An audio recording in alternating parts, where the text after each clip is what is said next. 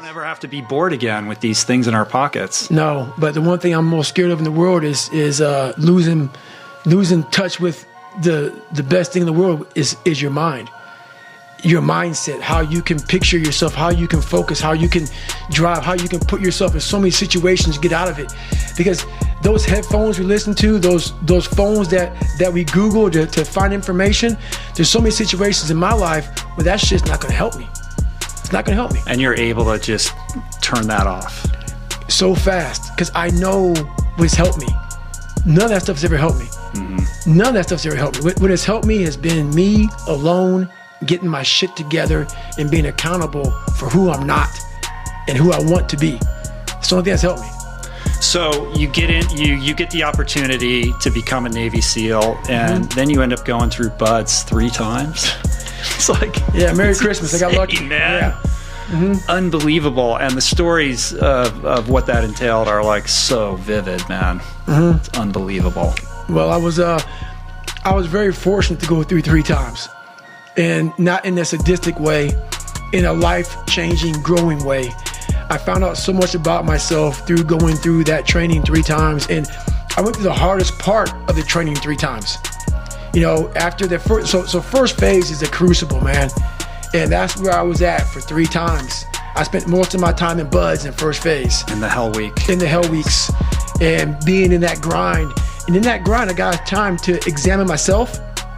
I call it the live autopsy, and also examine other people, because I was really good about putting people way above me, because I wasn't shit.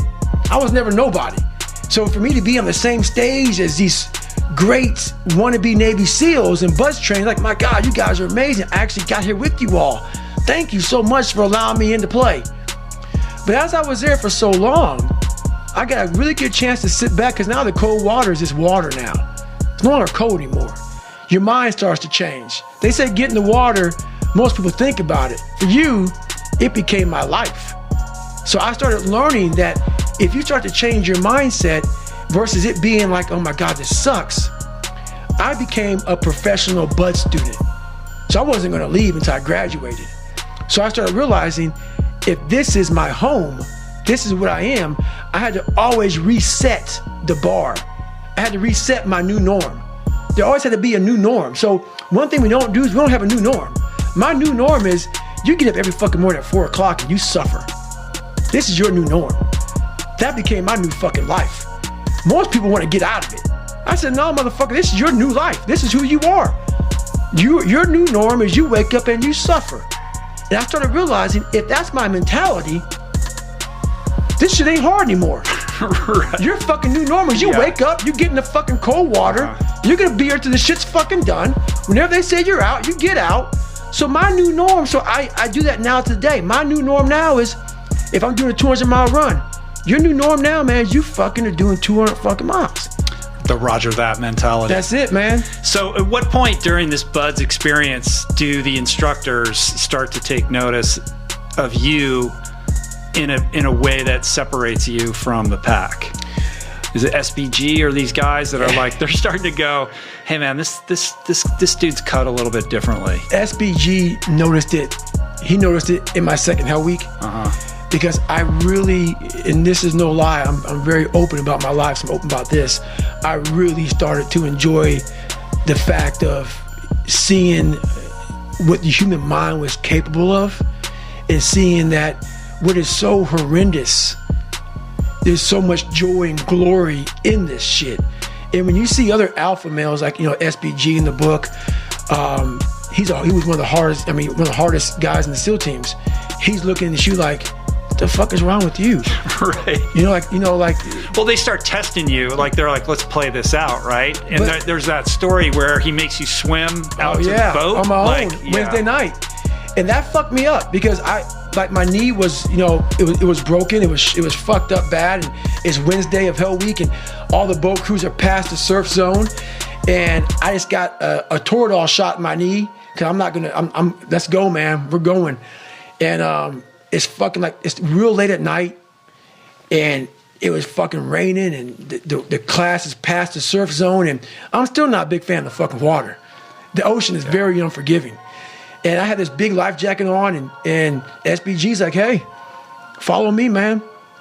Should we run a mile down to where the boat crews were at out past the surf zone? I'm thinking, hey, we're going to wait for him to come on in. He goes, hey, man, get a Kim light. He broke a Kim light, put on my hat and said, go out and fucking get him. And I was on my own. There was no swim buddy, so I can buzz you for swim buddy. Yeah. And when he said that to me, I said, are you, in my mind, I said, this motherfucker is joking. He's got to be joking, man. It's Wednesday. He must have been thinking, like, I'm going to break this guy. Like, this is going to be the moment. I think that's what it was, but we're pretty tight now. And he said, no, that wasn't it at all. He said, you're one of the only people in my tenure as a BUD/S instructor that I've ever done that with. He said, I knew a person like you would have found it as a challenge. And I had to dig deep because I didn't want to look at him and say, hey, man, I'm not doing that shit. Even though I think I could have because there was no swim buddy. Yeah. You don't go out there Wednesday night after like 80 hours of Hell Week and you're like seeing stars and shit that, like I'm during the daytime. You're seeing boats that aren't out there. You're hallucinating. You're all over the place. He sent me out there. And I was like, okay, this is my time to show one of the baddest motherfuckers in the world that it's on. So I got my shit, man. I went out there and did it. And I detail it well in the book, but it was a moment that I started realizing I'm starting to separate myself now. Yeah. So there's two kind of themes that emerge from that. One is this idea of taking souls, right? This sense that, hey, I came from nothing and I'm here amongst the best, and then starting to realize, like, hey, these people are human. Right. How can I get my tactical advantage? Right. And you explore this idea of taking souls, which essentially is going places no one else is willing to go to fuck with their heads. That's it. Right. That's it. To get like the upper hand on everybody else. When you grow up weak and you start to master your mind, because my whole thing is whenever I'm weak at something, whenever I'm scared of something, I master it. I was a weak-minded person, so I mastered my mind. And in mastering my mind, I mastered the human mind. And I realized why I no longer judge people, why I no longer put people on a pedestal, because we're all fucked up in our own way. We all have demons. Some people hide them better than other people. So I know we all have them. By me knowing that, I know that most alpha males are very fragile. Very fragile. They never want to see another person harder than them, especially in that kind of realm. The ego attachment. The ego, is very strong. Ego will fuck you up every time. Ego is serious. So if I can hurt your ego, I got you. So by me having such a fragile ego growing up, all this was my advantage. I was doing a live autopsy on how fucked up I was. I was like, hey, this fucks me up. I bet it fucks other people up too. So I started using all these different tools and tactics to get in instructors' heads. And the taking souls, that's where it happened, man. We're Wednesday, freezing fucking cold. Everybody's jackhammering. Everybody wants to, everybody's just want to get through it now. Jackhammering's when you just can't stop shivering. You can't stop shivering. You're sitting there just uncontrollably jackhammering. And the instructors take great pride in watching you suffer. They do. We, in a sick way, it's kind of funny. You were there once as a student. Now you're an instructor. But I knew, how would I be thinking if I was an instructor? I would love seeing this sadistic shit go on. But what wouldn't I like to see? I would hate to see some guys just looking like this is just another fucking day on the fucking beach and go fuck yourself. I would hate to see that. Yeah. So because they all want to think like when they did it, they were harder. They were harder. Yeah. Everybody's harder. So I said, you know what, man? It's time. I can't fight you. You guys can fuck me up all day long. That's your job. And I love your job. I love what you guys are doing. You guys are making us better. But now I'm going to take the tactical advantage and I'm going to start fucking with you. So I got my boat crew, Bill Brown. I had Chris Kyle on my boat crew, right. American Sniper. I had a couple of hardcore motherfuckers. And everybody right now is kind of like in their own world. Let's just get through this, man. I can't wait till Friday so we can graduate, how we can get going.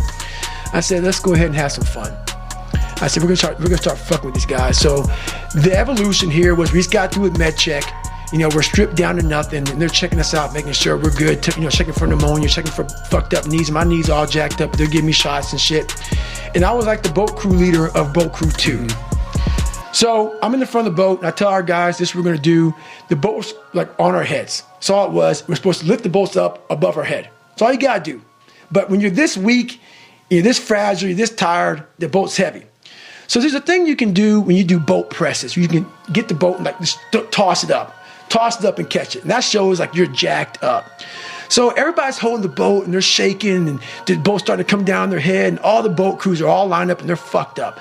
And I'm looking at that and I turn around my boat crew and I say, hey guys, it's time to fucking take some souls. And they'd be like, what the fuck are you talking about? I said, we're gonna get you. I go, you see all these fucking instructors out here, all in their fucking jackets and drinking coffee and laughing and smiling and shit. I want their fucking faces to go straight up fucking numb.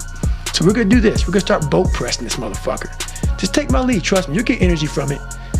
We start throwing this boat up in the fucking air, catching it, throwing it up and catching it, and we start yelling, can't hurt fucking boat crew too.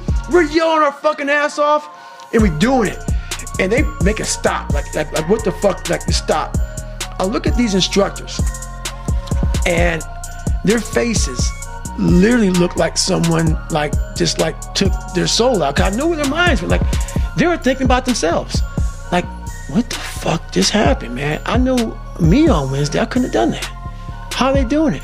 So the rest of the time, going through Hell Week, it was like we owned it. We owned it. Right. Boat Crew 2, we won every single race. We were just dominating, and it was a strong boat crew, and that's where Taking Souls is. There's a few Taking Souls stories, but that's one of them. Yeah.